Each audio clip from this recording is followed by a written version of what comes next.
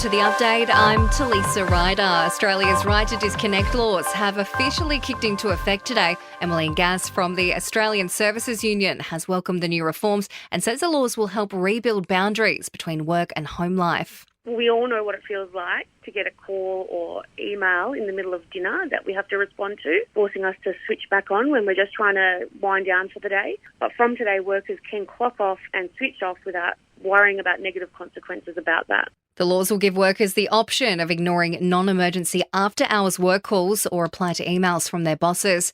The aviation industry is in for a major shake-up with the federal gov Aviation White Paper being handed down today. Details of the Charter of Rights will be outlined, which would see passengers refunded for cancelled flights and an ombudsman appointed to oversee complaints against airlines and airports. Senior Government Minister Murray Watt says it's long overdue. The situation has been a bit lopsided in favour of the airlines, and what we're wanting to do is restore a bit more balance and give consumers a few more rights when it comes to the service that they can expect from our airlines. A coalition of unions across Australia are being called on to walk off the job tomorrow in solidarity with the CFMEU. It comes after the sacking of 270 staff by the new federal government-appointed administrator. The CFMEU Construction Division continues to deny all allegations of criminal conduct and mass infiltration by bikies.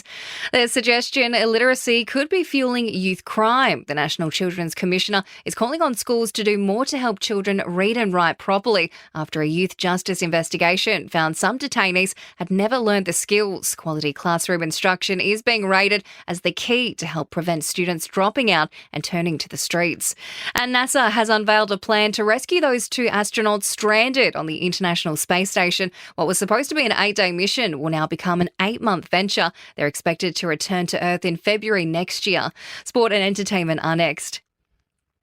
In sport, Port Adelaide secured a home final against the Cats after beating Fremantle in Perth by 20 points last night. The win also ensured Carlton scraped into the finals despite a 2-point loss to St Kilda. The Bulldogs will take on the Hawks while the Swans play crosstown rivals GWS.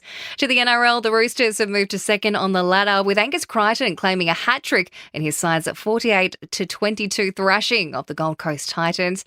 And to the F1, Oscar Piastri has just missed out on a podium finish at the Dutch Grand Prix. He's finished fourth with McLaren's teammate Lando Norris taking the checkered flag ahead of Max Verstappen and Charles Leclerc. Daniel Ricciardo finished in 12th.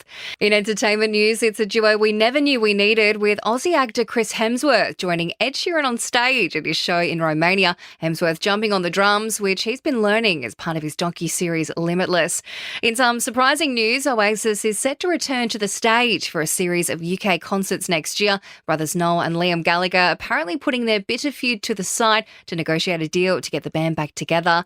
And Nicki Minaj is being sued by a fan who's not happy after the rapper labelled him a stalker. Lawyers for Nicki says he's been harassing her on social media for years. And that's the latest from the Nova Podcast News team. We'll have another episode of The Update for you later on.